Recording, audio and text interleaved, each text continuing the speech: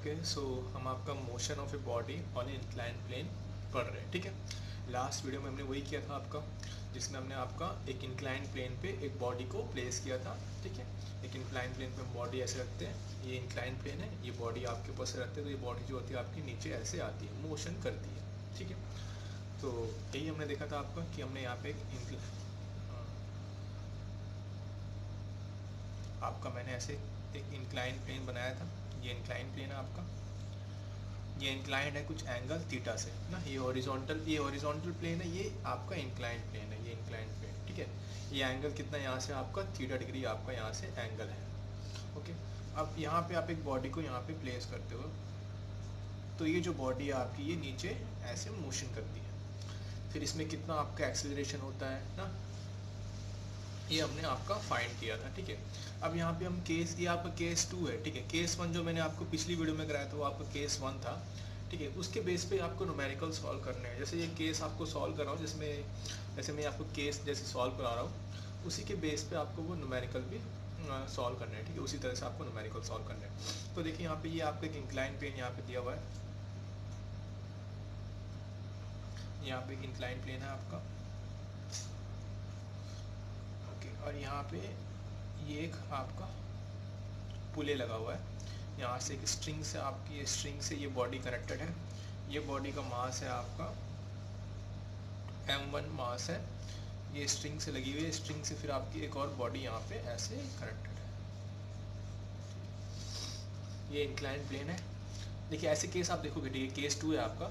सो ये incline plane है, यहाँ पे बॉडी मास m1, दूसरी बॉडी यहाँ पे लगी हुई है m2, इसका मास कितना है m2 है, और ये जो बॉडी है आपकी, ये बॉडी ऐसे नीचे मूव कर रही है, मान लीजिए, मतलब ये बॉडी आपकी ऊपर ऐसे जाएगी, सही, एक्सीलरेशन a से। सो नीचे यहाँ पे कितना फोर्स लगेगा इसका, नीचे ये कितना फोर्स लगाएगी ये बॉडी आपकी, कितनी फोर्स, कितना वेट की वजह से ना, कितनी फोर्स होगी आपकी, ये हो जाएगी m2 इंटू जी। आपको पता है, मैंने पहले बताया आपको, वेट इज इक्वल टू जो होता है आपका mass into acceleration due to gravity g, ये आपका हो गया, ठीक। और इसमें क्या होगी, आपकी स्ट्रिंग में टेंशन क्रिएट होगी, ये टेंशन भी आपको फाइंड करनी है। सो यहाँ पे हमें टेंशन फाइंड करना है, और ये एक्सीलरेशन भी आपका फाइंड करना है, ठीक है। अब मैंने आपको बताया था, अब ये बॉडी अगर m1 है तो इसकी देखिए, इसकी जो फोर्स होती है कैसे होती है आपकी, एक तो ये वाली force gravitational force m1 into g, जो आपकी सीधी परपेंडिकुलर फोर्स होती है towards the centre of the world earth ना, जो मास की वजह जो आपका वेट लगता है कितना होता है m1 इंटू जी, ओके। अब इस फोर्स को अगर मैं रिजॉल्व करूँ, इसके दो कंपोनेंट बनाऊँ, तो ये आपको एक कंपोनेंट होता है, ये एंगल कितना होता है आपका, ये एंगल थीटा होता है, तो ये एंगल भी आपका थीटा होता है, ठीक है। लास्ट क्लास में मैंने आपको बताया था, ये थीटा होता है, तो ये भी आपका थीटा ही होता है, ये एंगल। सो ये अगर m1g है तो ये वाली फोर्स कितनी होगी, ये वाली फोर्स हो जाएगी आपकी m2 m1 g cos theta ना, m1g cos थीटा, ये वाली फोर्स कितनी होगी m1g cos थीटा, कंपोनेंट है इसके फोर्स से, इसको रिजॉल्व करो ना, ये m1g है तो ये वाला कंपोनेंट कौन सा होगा, जिससे वो एंगल बनाती है, जैसे मैंने आपको बताया था v cos theta, v sin theta, रेक्टाइल मोशन में पढ़ा था हमने, वही चीज़ मैं कर रहा हूँ यहाँ पे। सो m1g ये हो जाएगा आपका m1g cos थीटा, और ये वाला हो जाएगा आपका, ये जो कंपोनेंट होगा ये होगा आपका m1g sin थीटा, जो कि आपके नीचे की तरफ लग रही है, जिस फोर्स की वजह से, ये होगा आपका m1g sin थीटा, जो ये जो कंपोनेंट है, यही कंपोनेंट इस बॉडी को नीचे की तरफ मूव करने, ठीक है, नीचे की तरफ मूव कराएगा, ऐसे मूव कराएगा, ये बॉडी इसको डाउनवर्ड मोशन कराएगी, ये फोर्स m1g sin थीटा।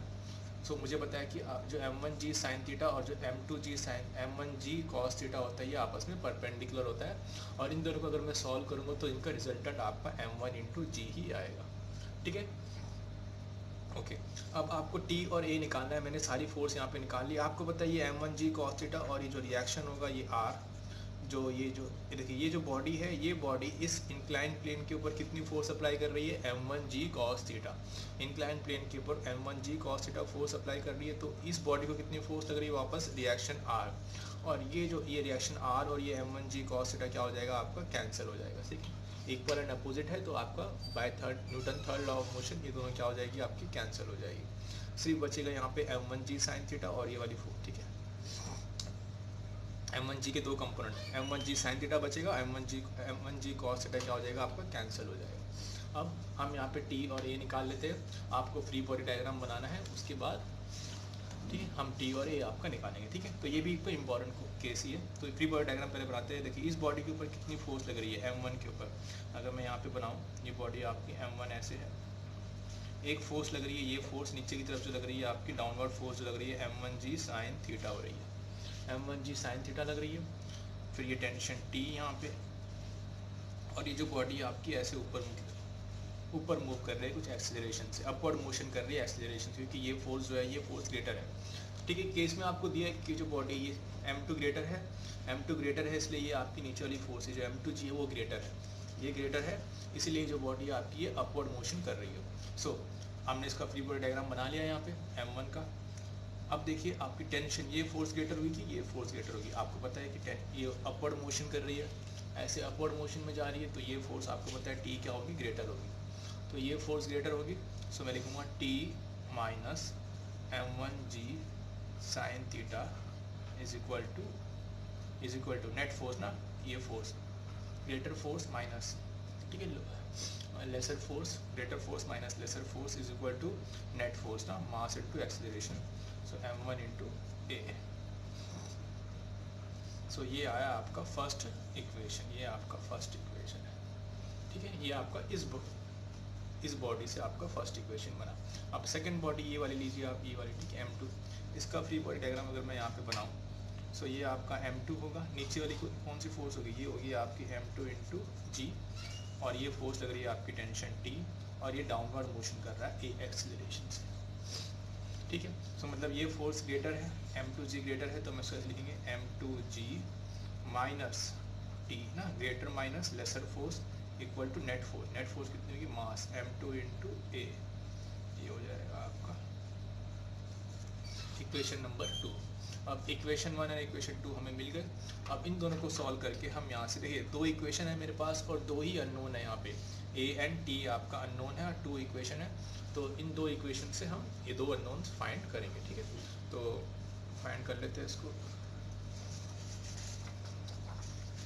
मैं इन इक्वेशन को वापस यहाँ पे लिख देता हूँ। देखिए इक्वेशन कौन कौन से थे मेरे पास, एक है